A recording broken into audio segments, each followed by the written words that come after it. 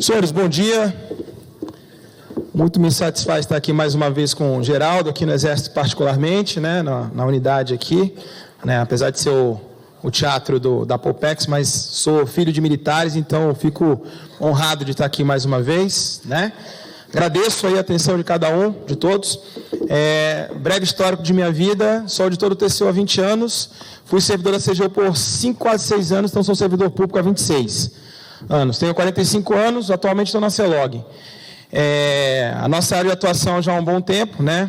A vida toda em licitação de contratos. Antes disso, eu trabalhei numa empresa privada, né? Tive uma experiência lá de ser estagiário e trainee numa cervejaria, jamais diria o nome, né? Aqui, mas trabalhei por lá na cervejaria, então aprendi muita coisa. E já adianto a vocês, tá? Eu não sou de meias palavras, então o que eu tenho de impressão hoje com as nossas empresas estatais, com todo respeito, é que me parece que eu estou vivendo o que eu vivi na empresa privada há 25 anos. É a impressão que eu tenho. Porque quando a gente fala de algumas medidas que estão sendo adotadas agora, a impressão que eu tenho é que eu estou vivendo o que eu vivi nessa empresa privada. Né? Então, isso é uma preocupação como economista. Eu sou economista, lido com direito, né? Sou especialista em auditoria, fiz também direito, mas, enfim, sou economista. Então, a nossa preocupação no TCU, atualmente, é resultado. Né? Então, essa é uma fala que eu acho bem importante deixar clara aqui. O que a gente quer para o país, a contribuição que o tribunal espera dar é quanto aos resultados do país. Então, existe, né, uma cultura hoje, que foi até alcunhada, né, de apagão das canetas. Né? Então, eu estava conversando com o Maurício, ainda há pouco, da Prodesp, aqui na frente, com o Roberto, da RW3, né, sobre a questão dos gestores, né, como tem se criado uma cultura do medo, né, de fato, dos órgãos com relação aos órgãos de controle.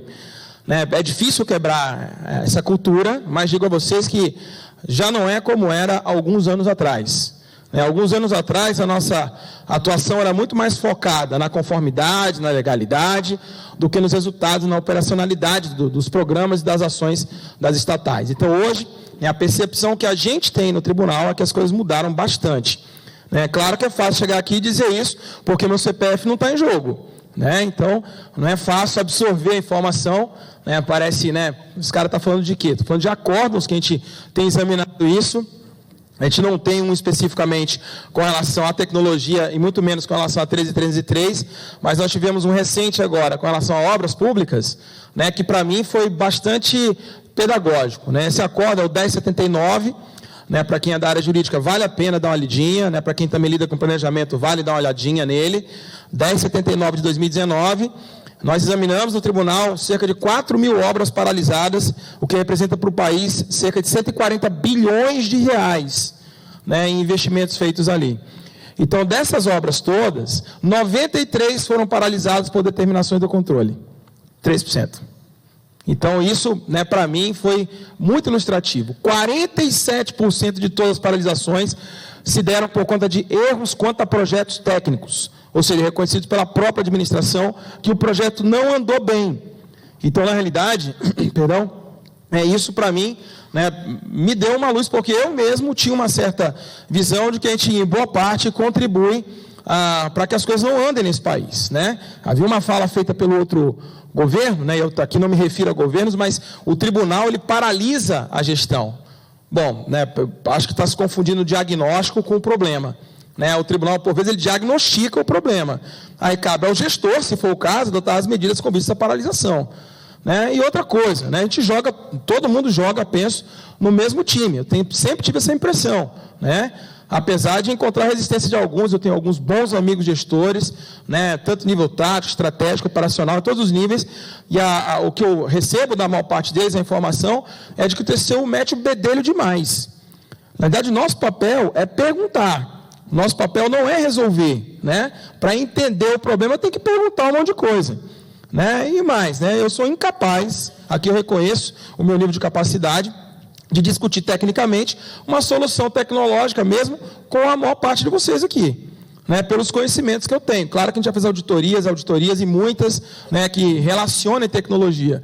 Agora, discutir uma solução em nuvem, como é que eu vou fazer isso com um especialista do SERPRO, por exemplo? Armazenamento de dados com o Banco do Brasil, atendimento à população via DataPrev. A solução é dada pelo gestor. Aliás, esse é um ponto. né, para deixar bem claro, a solução é dada pelo mercado. O problema, quem tem é a gestão. Então, isso, né, é importante que a gente deixe claro aqui também, é a visão, aí é bem pessoal, tá? A gente tem um problema, né, e oferece ao mercado para que ele traga de volta uma pretensa solução.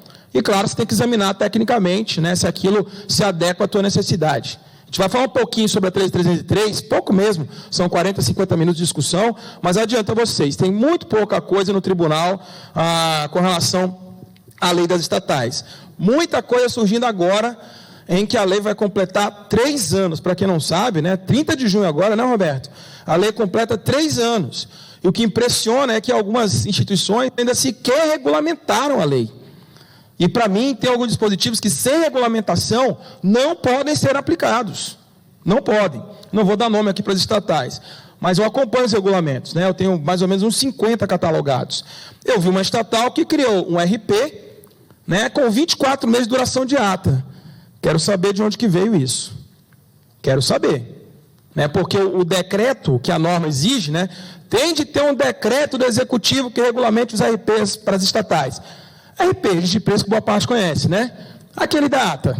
Aquele da ata, né? Aquele que gera atas e depois vem alguém e oferece. Já adianto, não tenho nenhum problema com a ata. Nem com o robozinho, que é outra, né, preocupação extrema. Ai, meu Deus, tem que acabar com o robô em pregões eletrônicos. Mas por que, gente, que tem que acabar com o robô? Tem que robotizar o pregoeiro. E não acabar com o robô. A gente não tem pregões eletrônicos hoje, né? É mentira isso, Roberto. Não existe. O pregão é feito com a presença das pessoas. Elas só estão distantes. Elas não estão na mesma sala como era no pregão presencial. Mas na hora da operação, em tese, o pregoeiro tem que estar lá operando e quem está oferecendo alguma coisa tem que estar lá lançando. A gente sabe que não é exatamente assim. Mas é uma preocupação com esses meios tecnológicos, né, e também com algumas medidas, juridicamente falando, que vão passar pela tecnologia no tribunal, por algumas razões. A principal delas é a isonomia. No TCU, a gente tem uma preocupação muito grande de oferecer idêntica oportunidade a todos aqueles que queiram contratar com administração. E aí a gente vai chamar a atenção no último momento aqui da nossa fala, com relação àquele artigo 28, no parágrafo 3º, que fala sobre comercialização de bens, serviços. Nenhuma novidade com relação a isso, tá, pessoal? Isso é da jurisprudência do TCU, mas talvez o grande ponto no que toca às contratações das estatais, para mim, pelo menos, é a questão da oportunidade de negócios. O que, afinal, é isso? Né, o Roberto e outros mais devem ter... o Roberto se fez presente no evento que a gente conduziu lá no tribunal, né, o tribunal conduziu, né, que vários especialistas jurídicos, né, tiveram presente. A gente passou o dia todo discutindo praticamente esses 2 incisos. E a conclusão que a gente chegou foi nenhuma. Né? Foram só discussões, cada uma com a visão, né? Então, esse é o panorama que a gente tem hoje. Agora, insisto, são 3 anos de lei das estatais, são 3 anos. Existe um decreto, 8945, que regulamentou a norma, que traz novidade praticamente zero, né? Então, o que a gente tem mesmo é a lei. Mas quais os limites, Sandro, que você acha que existem para a inovação por meio de um regulamento? Muitos, né? Você tem vários limites, mas também tem várias possibilidades. A principal razão, antes de começar aqui a nossa exposição, o principal ponto talvez seja distinguir qual é o negócio da empresa. E aí, aqui eu falo como economista e também como quem acompanha essas mudanças jurídicas desde sempre, né, desde 94. Então, né, quando eu entrei no serviço público, a gente estava em vias de uma reforma, a 98, para quem está há mais tempo, né, já havia uma preocupação em distinguir as estatais das empresas privadas e principalmente das autarquias, fundações, órgãos da direta. Isso remonta a 98, a emenda 19, historicamente falando. Lá disseram, tem que ter uma lei para as empresas estatais, né? Por quê? Porque você não tem como igualar o Banco do Brasil ao ANB, absolutamente distinto.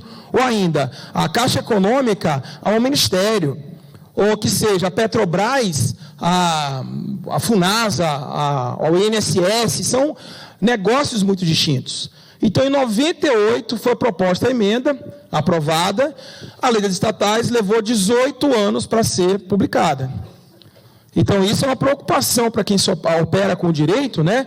A velocidade disso. Né? Então, por isso eu acho compreensível 3 anos para que alguns regulamentem a lei. Né? E mesmo assim, para mim, ainda faltam algumas coisas para que a lei possa ser íntegra, né? Plena, falta esse decreto dos RPs, e aí a gente faz uma indagação, tecnologicamente, o Comprasnet, ele está preparado para lidar com os RPs feitos pelas estatais? A gente tem que pensar sempre nisso, né? Porque a gente vai ver já, os contratos que as estatais fazem não são iguais mais aos contratos feitos pelos órgãos da direta. São condições diferentes de contratação. Então eu vou usar o mesmo RP, ou ainda, falei de RP e falei de ata. Será que as estatais podem aderir a atas feitas por órgãos da direta, com condições diferentes de contratação? O contrato de um é público, o outro é privado. Essas questões não foram ainda respondidas. Dá para elencar umas 50 questões aqui, pelo menos, com relação à lei. O mais importante, de início, é entender que a lei é um marco zero para um novo sistema, né? O que traz até dificuldade de compreensão lá no TCU. Né? Nem coloquei esse julgado, mas no tribunal já vi alguns encaminhamentos, e aqui, né, faço um registro também. Não falo pelo TCU. O TCU que responde por si. Mas tem alguns julgados do tribunal que me preocupam como operador, né, como pesquisador. A Lei 8666 se aplica subsidiariamente à lei das estatais. Gente, olha só.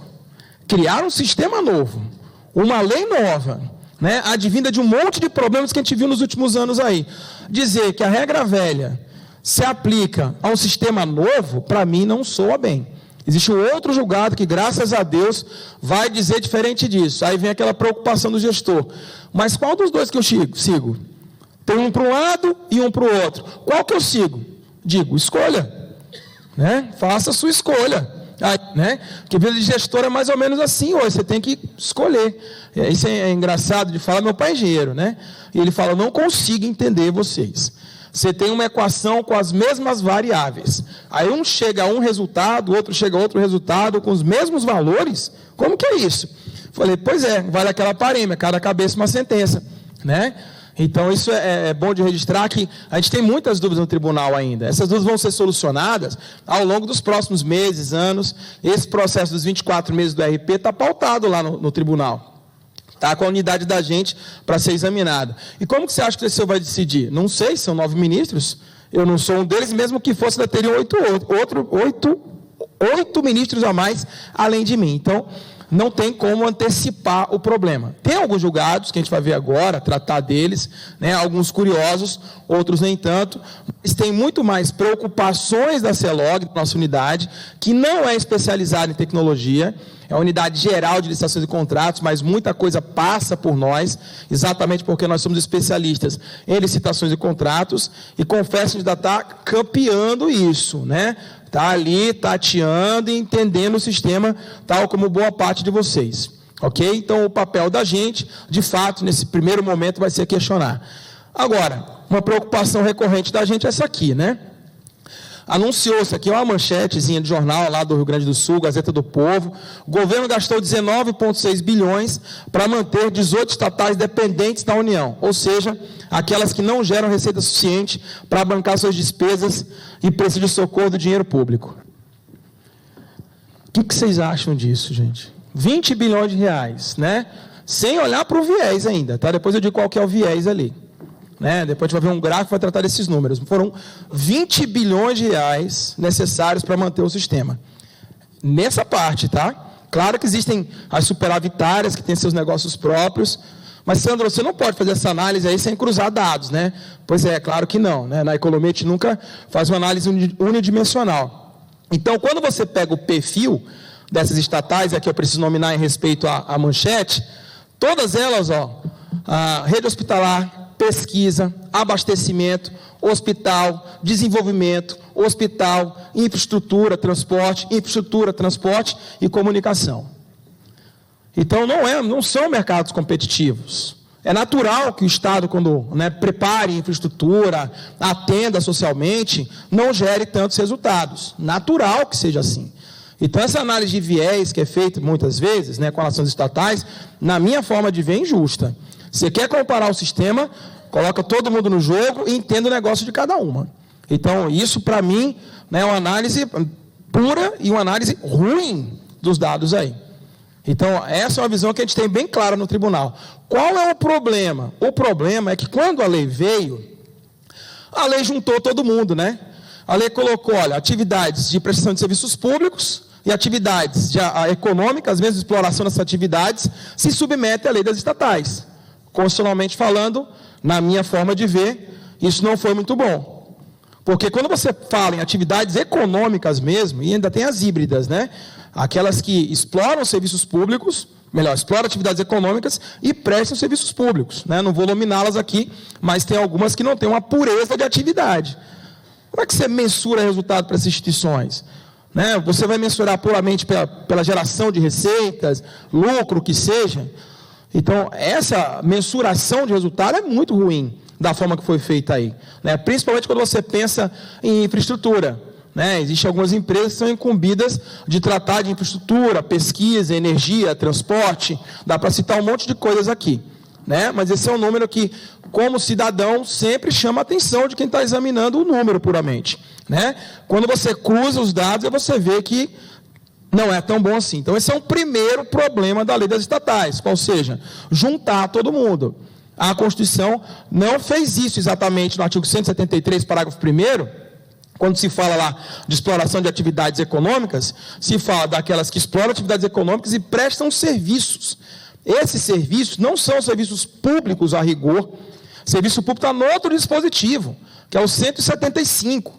Só que na hora que veio a lei atropelou o dispositivo e colocou todo mundo junto, né? Então isso realmente causa alguns problemas de interpretação para quem opera com a lei, né? Apesar disso, eu não sou constituinte, nem sou legislador, a lei das estatais é de todas elas e essa é a premissa de análise. Então não vou me incomodar, né, na minha forma de ver, com esse pequeno erro técnico aí de juntar todo mundo. O ideal seria, né, separar mesmo instituições como Petrobras, Banco do Brasil, Caixa Econômica, essas são mais competitivas, eu diria, atuam em mercados mais agressivos, mas não fizeram isso, infelizmente. Então a gente vai ter que examinar debaixo dessa premissa única para todas elas, infelizmente, na minha forma de ver, né? E daí eu destaquei alguns pontos, algumas questões que a gente merece dar um pouco mais de atenção aqui, tá? A primeira delas, que pode afetar licitações de TI, que não tem hoje examinadas grandes licitações de TI, nuvem, por exemplo. O exame não foi feito com a ótica, ou pela ótica 3303, foi um trabalho geral, né, generalizado, avaliando instituições públicas, conduzido pela CEFT, outra área. Então não dá para usar os dados de lá sem examinar o contexto, né? Envolve ali órgão, entidade, enfim. Talvez se façam trabalhos depois direcionados para as estatais, né? Quando crescer o volume de contratações com base na 13303, que agora tem crescido absurdamente, e toda semana é representação, uma atrás da outra, a gente tem recebido na CELOG. Talvez a gente tenha dados aí para comparar empiricamente o trabalho das estatais. E se a gente conseguir isolar algumas variáveis, compará-las, inclusive. Então, isso vai ser interessante a médio prazo. Por hora, a questão jurídica que se põe em primeira ordem para mim, essas estatais, a lei delas, exige mudança de paradigmas. As demais normas, a 8666, a lei do pregão, são aplicadas subsidiariamente? Bom, eu já falei um pouquinho e reitero. A mim não faz sentido criar todo um sistema novo, debaixo de um regulamento, debaixo de um dispositivo constitucional que nunca havia sido regulamentado. Só houve essa preocupação em regulamentar esse dispositivo quando houve aquele monte de problemas nos anos 2000, que levaram um monte de apurações, né? Não vou nominar as empresas. Regulamentaram e agora vou eu aqui dizer, como operador, como quem faz instrução no tribunal, que tem que aplicar a lei 8666 nos espaços da lei 13.303. Eu não consigo, nas minhas instruções, eu não consigo dizer isso.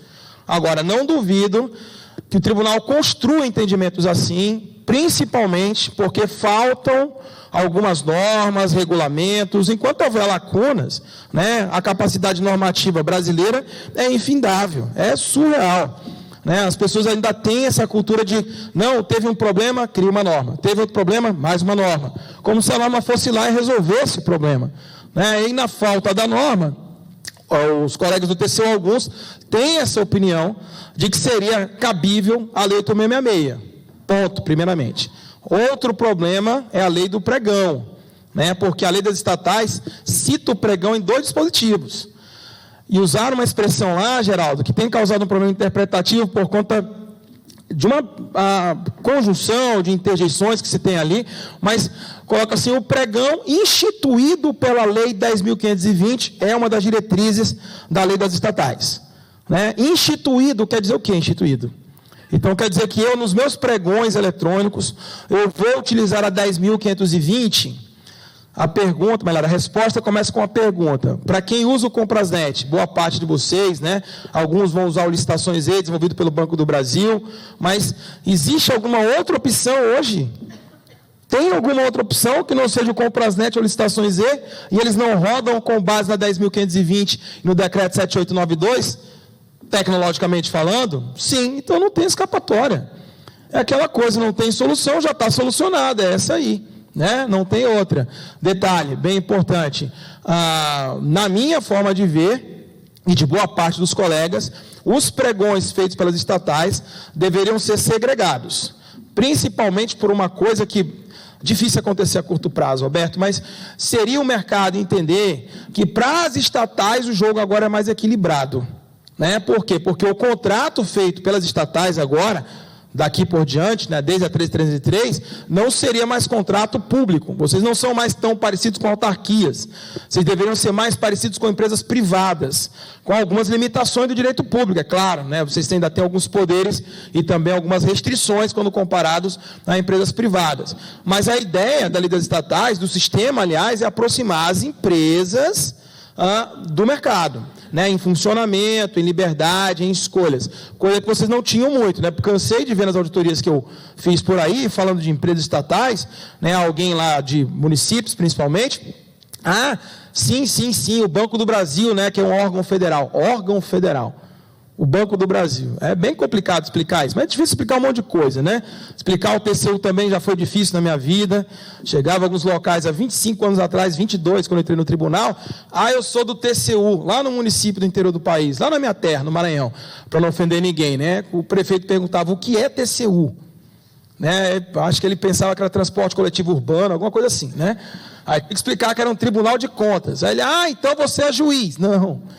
Tribunal de Contas é do Legislativo. E qual é o seu cargo no tempo lá? Né? O nome era analista, eu sou analista. Então você faz análises. Não, eu faço auditoria. Mas você não é analista? E você faz auditoria? E você trabalha com quem no tempo? Eu sou assessor de um auditor substituto de ministro. Então você assessora esse auditor a fazer auditoria. Não. Ele não faz auditoria, quem faz a auditoria sou eu. Aí o prefeito, não, estou confuso. Você é um analista que faz auditoria para auxiliar o auditor que não faz auditoria, que na realidade é o ministro? Então o Brasil é prodigioso nisso, tá, pessoal? O sistema, né, ele se apega a essas formalidades, enfim, acaba criando uma confusão inominável, né? A ideia, pelo menos para mim, nessa primeira passagem aqui, o legislador quis dizer o seguinte: olha, estatais, vocês não são tão iguais a autarquias, a fundações, vocês são empresas, né?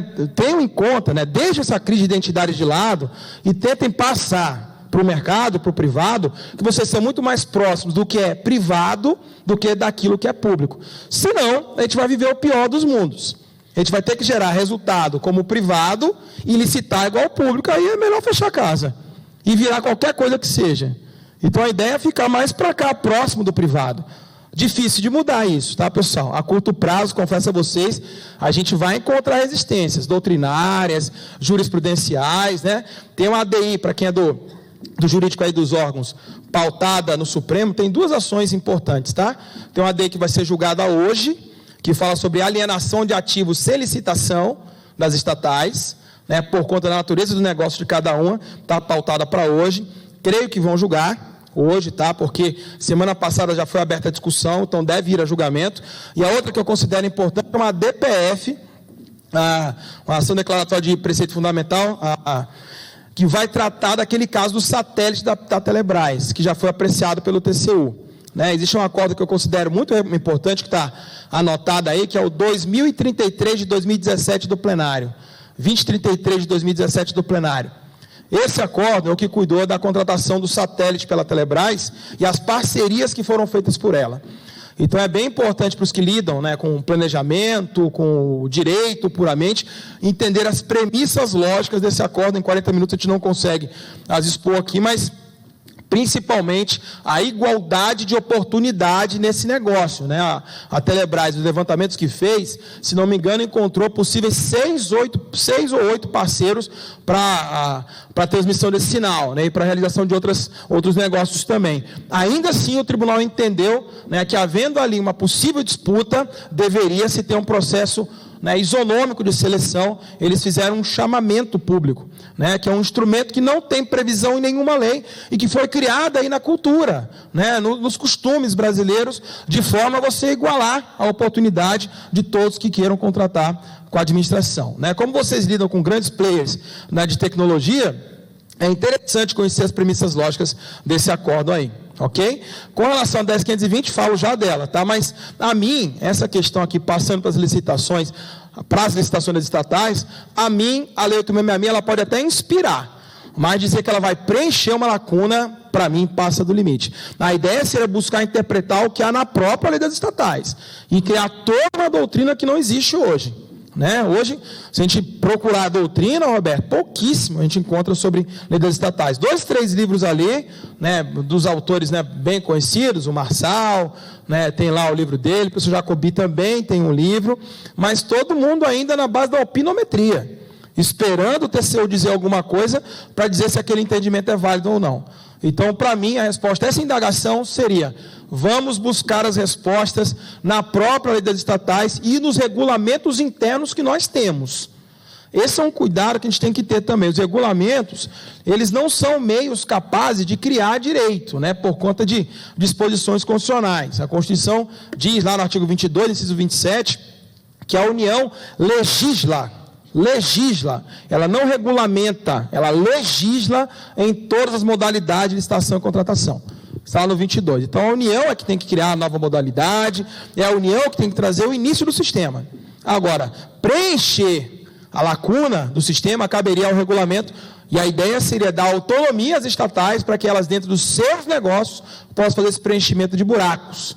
Aí, o problema é que nesse afã de querer preencher buracos, muitas vezes o operador está animado, vai lá e passa do limite, né? E aí complica, né? Por exemplo, vinha um regulamento, não vou dizer de quem, uma estatal que disse: não, vamos manter a alteração unilateral, aqueles 25 para mais, 25 para menos, né? Para quem não opera com isso diretamente, isso acabou, não existe mais, tá?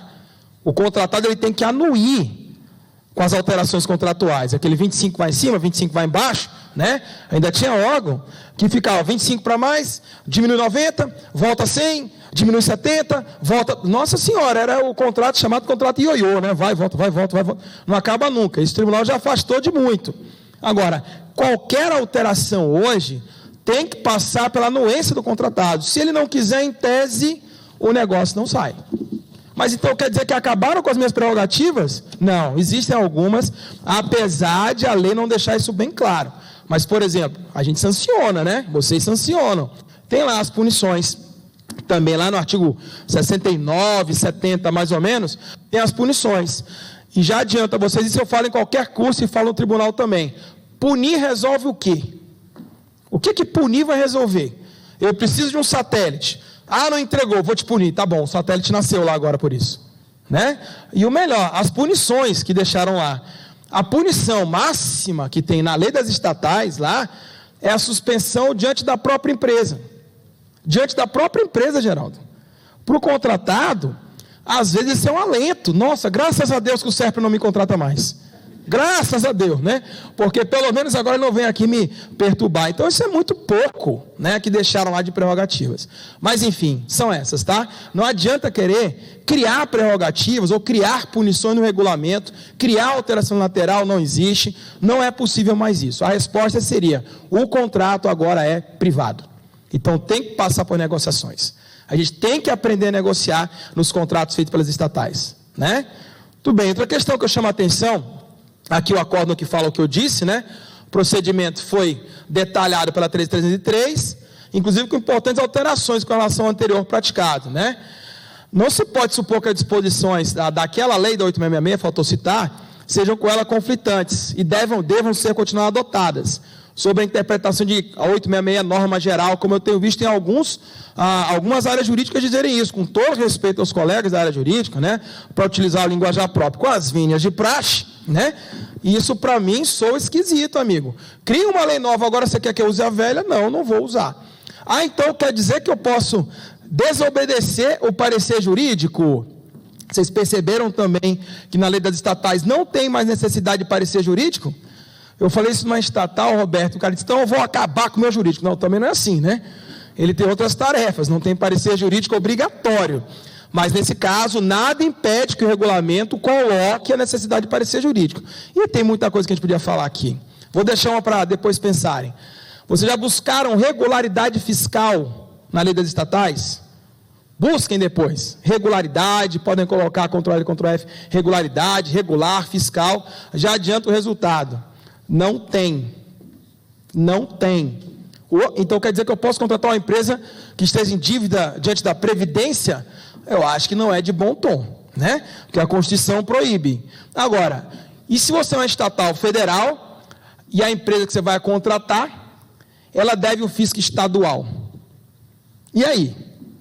Pode contratar? A pergunta que eu deixo também é, o vazio na lei, ele não é eloquente? O silêncio não fala na lei? Se a lei não colocou essa regularidade, é preciso exigir de todos, como era na lei 8666, que é uma loucura aquele troço. Vai contratar lá 10 caixas de clipe, regularidade fiscal, municipal, estadual, previdência, INSS, FGTS e CNDT da União. É loucura. Aquilo ali virou gincana, a lei 8666. Então isso é propositado, me parece. Agora, essa discussão não foi feita. Já adianto que eu escuto dos colegas no tribunal, não, a lei não pediu, mas tem que manter. Joia, então o TCU agora vai virar legislador positivo, né? Que a gente vai colocar na lei isso, né? Porque a lei não colocou, vou eu colocar. Eu não coloco, já disse, né? Não é uma recusa ao que o chefe diz, mas é minha opinião técnica. Para mim, se a lei silenciou, não sou eu que vou acrescer ela, que é um problema que o tribunal tem, né? De acrescer palavras às leis. Muito bem.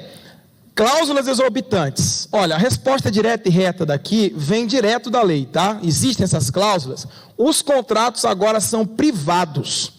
Então, exorbitância, que é cláusula que vai além do contrato, né, natural entre particulares, né, alteração, sanção, fiscalização, a ocupação provisória, rescisão lateral, que são as 5 principais exorbitantes, você não encontra paralelo exato na lei das estatais. Não tem, tá? Então, lendo pura e secamente, em tese, eu perdi essas vantagens. Detalhe, vejo necessidade de que 2 exorbitâncias, né, sejam mantidas praticamente na integralidade, na interpretação.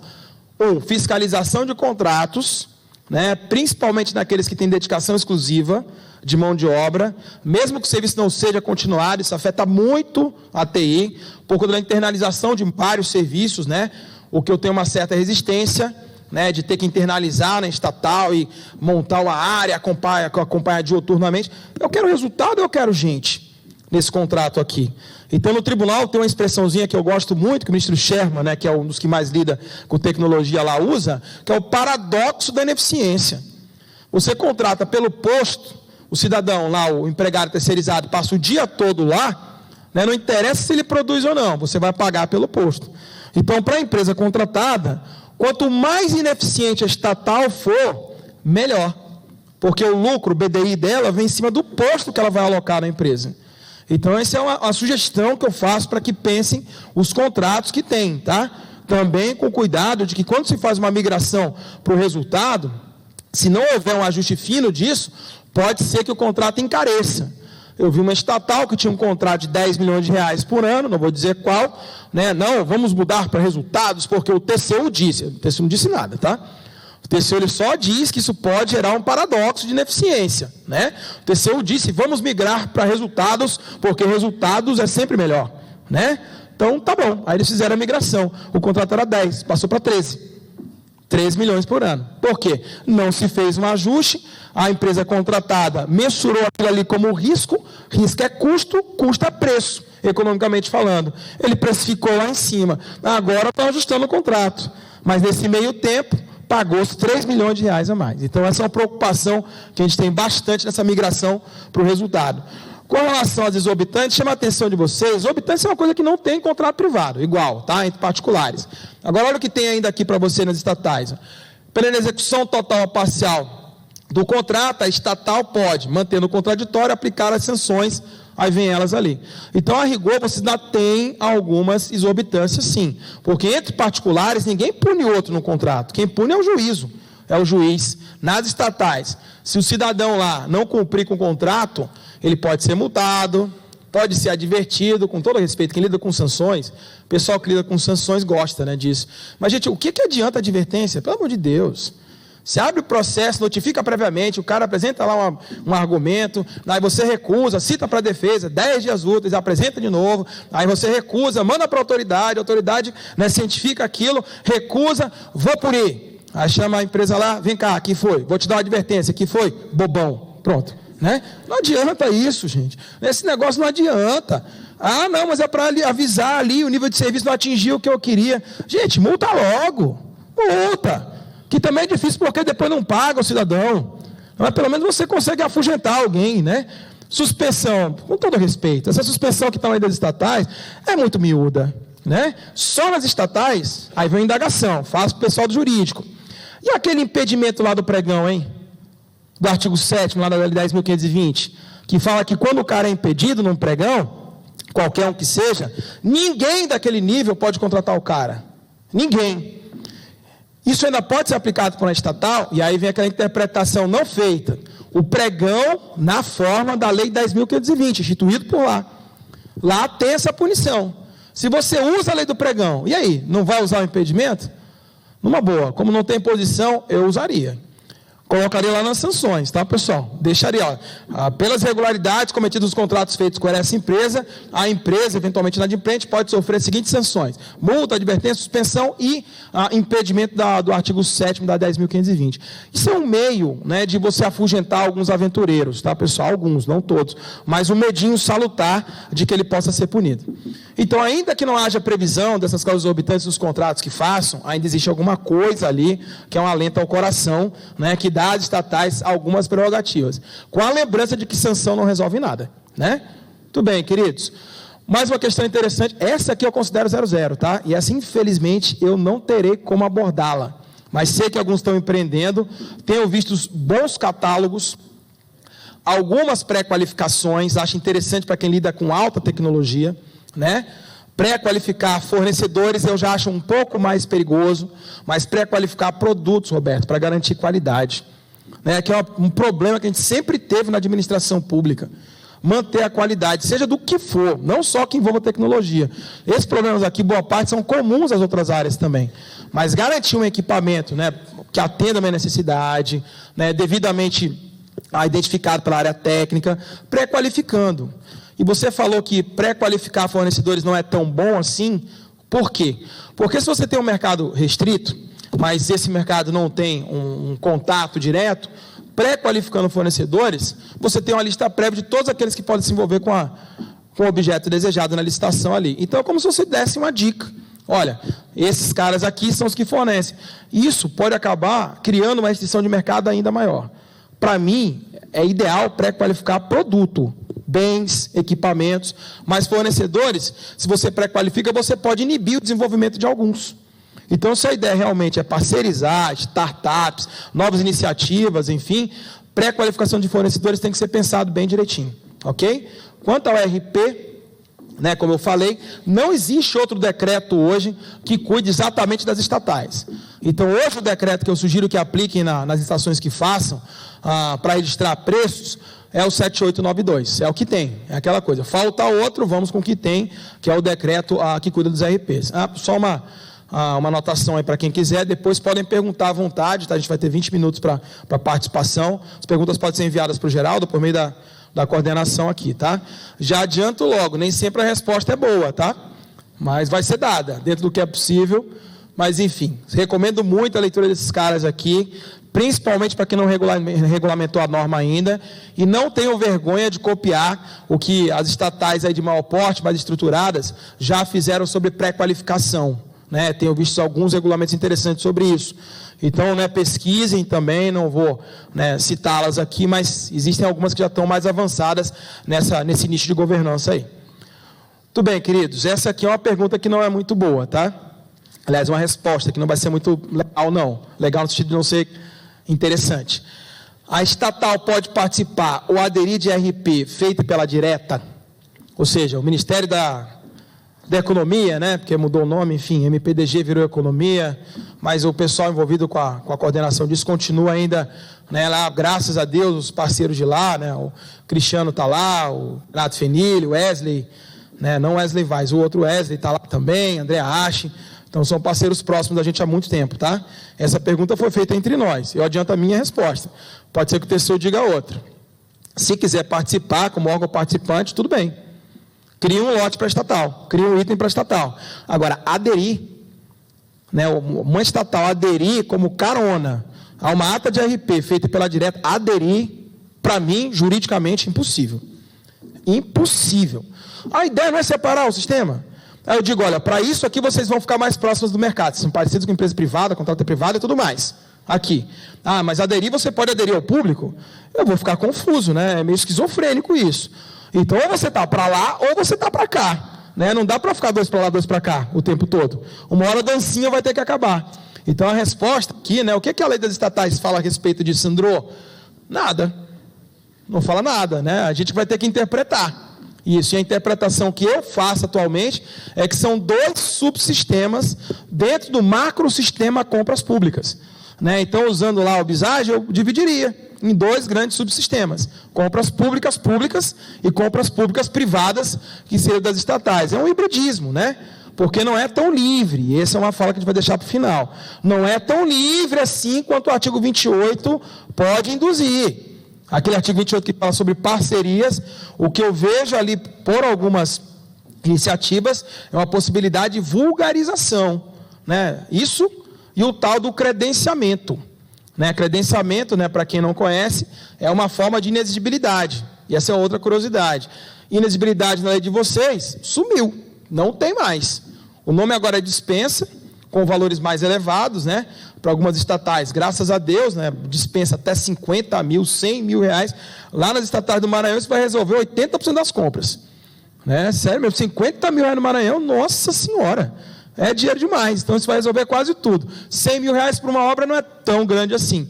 Mas inexigibilidade sumiu. E para a TI, eu chamo a atenção de uma coisa que não foi interpretada, que a TI usa de vez em quando. Aquela contratação de serviços técnicos profissionais especializados, o notório especialista, né, que a lei fala, tiraram aquela tal característica da singularidade do serviço. Tiraram aquilo de lá. Mas o que significa isso, Sandro? Que vai ficar mais fácil contratar por INEX. Porque o difícil é usar aquele negócio. O que é singular? Né? Por exemplo, o Geraldo aqui, meu amigo, ele é singular? Todo mundo é singular. Né? Eu sou diferente do Geraldo, diferente do Roberto, que é diferente da Marinês ali, minha amiga também. Todo mundo é diferente. Então, a singularidade nunca recaiu sobre a pessoa, porque todos somos. A singularidade recaía sobre os serviços na Lei 8.666. E na Lei das Estatais, acabaram com isso, né?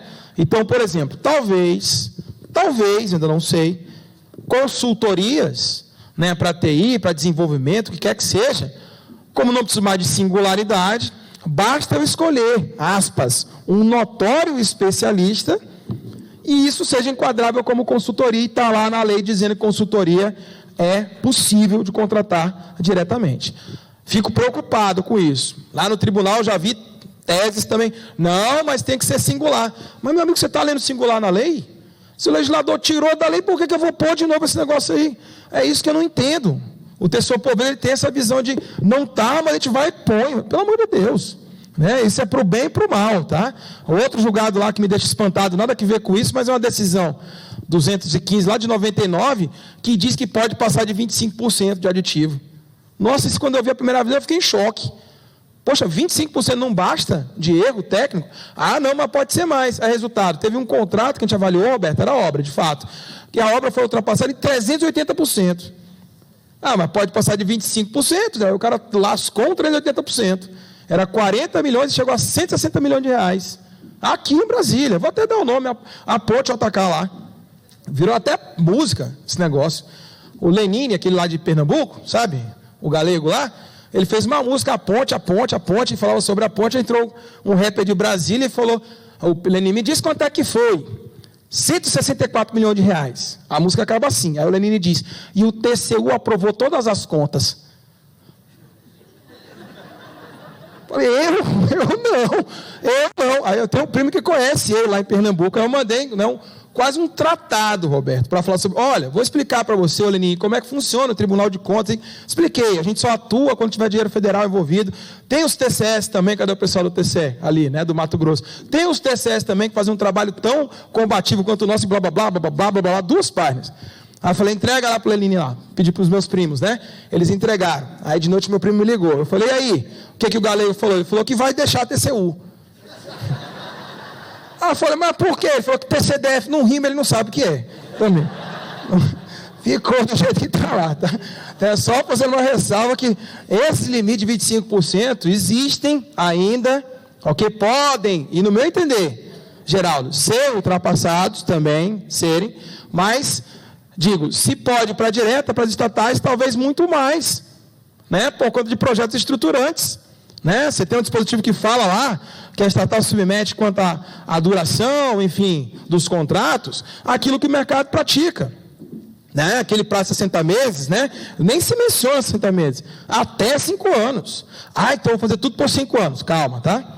Tem que fazer uma análisezinha básica de risco ali, para não criar aquilo que a gente fala tanto em TI, que é o risco de dependência. Né? Cuidado com isso, por mais que seja bom ter um parceirão ali dando suporte do mercado, mas tem que sempre examinar isso, vocês sabem disso melhor do que eu, né? Tudo bem, queridos, para chegar adiante, já falamos um pouquinho sobre a 10.520, né? Aqui é uma questão, diria, de sistema. Para quem não sabe, um dos nossos melhores legisladores que nós temos hoje é o Comprasnet. O Comprasnet, ele legisla, Roberto, eu tenho certeza que existe algum senador ou deputado cujo nome é Comprasnet, oculto, né? Porque quando você pega as regras de sistema, Roberto, e bate com a lei, né, que eu aprendi a fazer com os colegas que são da área de TI lá no tribunal, nossa, tem coisa que é muito errado, para deixar bem claro, tá? Eu respeito muito o pessoal da sede, sei que eles têm muitas prioridades, sei que o Comprasnet é um sistema, né, robusto, então qualquer mudança vai envolver um esforço e gente pra caramba, né, enorme, mas tem regras que o sistema não se adequa à norma, é fato, quer ver uma delas? MEPP, né, licitação exclusiva, merrequinha, até 80 mil, só pode ser esses pequenos no mercado, aí você abre, né, a legislação para quem é de estado principalmente, a lei complementar fala, quando é até 80 mil, se houver pelo menos 3 MEs e EPPs, tem que ser só para elas, beleza, como é que eu descobri isso? Como é que eu descobri? Só fazendo a licitação, né? Pesquisa, não, tem mais de 3 aí. O cara não te responde pesquisa. MEPPs, não responde. Aí você abre a licitação, né? Se não houverem 3, o sistema não deixa prosseguir. Ele bloqueia. Onde que está isso na lei, gente? Né? O sistema diz que quando houver pelo menos 3, aquela licitação passa a ser aberta. Isso é o que está na lei. Aí o sistema não deixa. Aí o que os pregoeiros... Acho que não tem pregoeiros aqui não, né? Tem pregoeiros aqui não? Não, né? Tem? Graças a Deus que não. Posso falar mal então, né? Então, olha o que os pregoeiros fazem. Eles criam 2 itens no sistema, Roberto. 2 itens. Item A, né? 1, 2, 3. Item B, 1, 2, 3. O mesmo. Na mesma licitação, E o que eles fazem? Abre a licitação, não deu certo no item A, cancela o item A, vai para o item B, direto. Sabe o que está acontecendo no Comprasnet? Um dia desse eu estava revolvendo e encontrei um cemitério de itens abandonados. Um cemitério, isso é custo para a administração. Fora que desvirtua o dado. Como é que eu vou saber que aquela licitação ali para a MEPP chegou a bom termo ou não? Então, isso está trazendo problemas para as nossas ações planejadas depois. Então, é um problema trazido pelo sistema. Agora, hoje, só tem ele. Né? Tem licitações E também, mas que Muita gente não usa, o Comprasnet tem um uso maior, né? Talvez por conta do costume, por ter nascido antes também. Não estou examinando qualidade de nenhum sistema, estou só dizendo que o Comprasnet hoje é a solução única que a gente tem praticamente na administração. Então, na minha forma de ver, não é recomendável que as estatais agora migrem ou pensem num pregão diferenciado, porque creio que a SESC não vai fazer isso, tá? O SESC não vai fazer isso, está muito ocupado com aquele julgado lá de... que o TCU teve no começo do ano agora, né, que falou sobre parâmetros remuneratórios, chegaram-se a algumas conclusões interessantes. Não vou comentar sobre isso, tá bom? Não é o tema daqui, mas vale muito a pena a leitura, né? Depois os que puderem e quiserem, vale muito a pena. Para mim, não precisaria de nenhum sistema próprio, basta ajustar o Comprasnet ou licitações E e seguir com o jogo. Muito bem, queridos, aqui a grande questão, tá bom? Aqui a citação, né, preferencial pregão, e essa é a grande questão para mim. Aplicação do parágrafo 3º do 28, que diz o seguinte, ó, as empresas públicas e as sociedades mistas são dispensadas dos dispositivos desse capítulo. Primeiro de tudo, com todo respeito, não vejo isso como dispensa de licitação. Não é dispensa. Ao contrário do que alguns colegas têm lido, porque só olham dispensa, a legislação diz que estão dispensadas de observar o capítulo todinho que fala sobre contratações. Isso, para mim, é a hipótese de inaplicabilidade do dever de licitar. Não existe. Essas parcerias aqui, oportunidades de negócio, não tem que se falar de dispensa. Eu já vi até enquadramento em dispensa. A dispensa capitulada no parágrafo 3º. Gente, onde é que tem dispensa aqui? A gente tem que, né, se atrelar aos vocábulos. Está dispensado do que tem no capítulo. Tudinho. Então, nada do que tem aí quanto à licitação de contratos se aplica a essas parcerias. Nada. Mas e o que eu faço? Também não sei.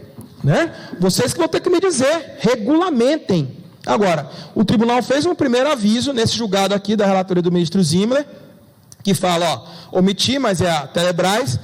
A Telebrás não tem uma ampla liberdade, ele chamou aqui porque ele foi jeitoso, né? Discricionariedade irrestrita para escolher quem quiser, mesmo sendo dispensável aqui, com todo respeito à sua excelência, mas eu não usaria expressão, omitiria.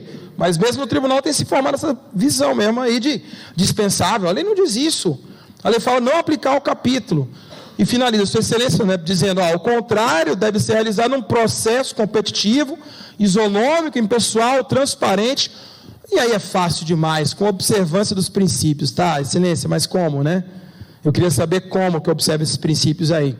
E essa é uma preocupação que o próprio legislador tem trazido para nós, nas leis que vem surgindo, né? O artigo 26 da lei de introdução ao direito brasileiro, né, que é a LINDB, para quem tem minha idade aí, né, e não conhece talvez essas novas nomenclaturas, é a LIC, lá do Código Civil, né, ela fala o seguinte, olha, quando o julgador tomar uma decisão, ele precisa se preocupar com o impacto dela. Né, então, citar princípios, né, recomendaria talvez algumas sugestões mesmo ali por parte do tribunal, para dizer qual o caminho que possa ser trilhado pela estatal. Então, para mim, esse é o grande desafio da lei das estatais. E adianto, né, já disse, mas repito, não tem nada formado sobre isso no TCU ainda, não tem nada. Esse é o primeiro acórdão de 2017 que a gente tratou minimamente disso. Certamente isso vai ser levado a nós nos próximos meses aí. Né? Por fim, só para dizer meu muito obrigado a vocês, né?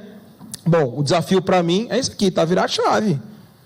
Acabou, amigão. Troquei a porta, deixa eu sair, vou para o sistema novo. Agora, contar também com a compreensão dos órgãos de controle, que não é fácil, né?